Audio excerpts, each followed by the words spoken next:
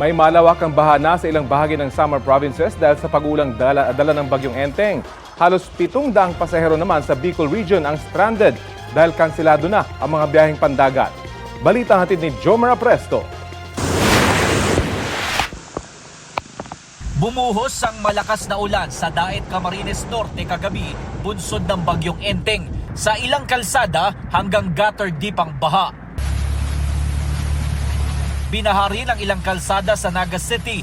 Ang ilang residente lumusong sa baha para makatawid. Sa Baaw, pinasok ng baha ang ilang stall sa isang tiyangge. Inilagay sa mas mataas na sabitan ng mga paninda para hindi mabasa. Ang ilang kanal at creek naman sa Virac, Catanduanes umapaw na papunta sa mga kalsada. Ang ilang puno nagbagsakan dahil sa malakas na hangin. Sa Albay, pahirapan ng maaninag ang kalsada dahil sa lakas ng buhos ng ulan. Ang ilang bata nagtampisaw sa naipong baha sa gilid ng kalsada. Bumuhos din ang ulan sa Bulan, Sorsogon.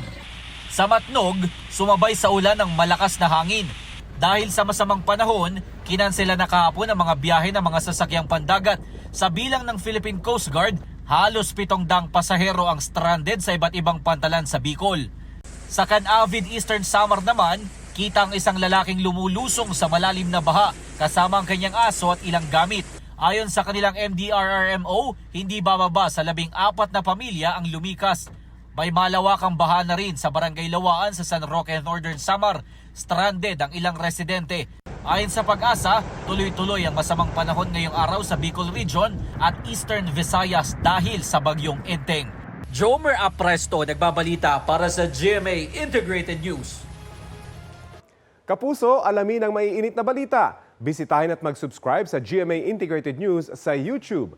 Sa mga kapuso abroad, samahan nyo kami sa GMA Pinoy TV at sa www.gmanews.tv.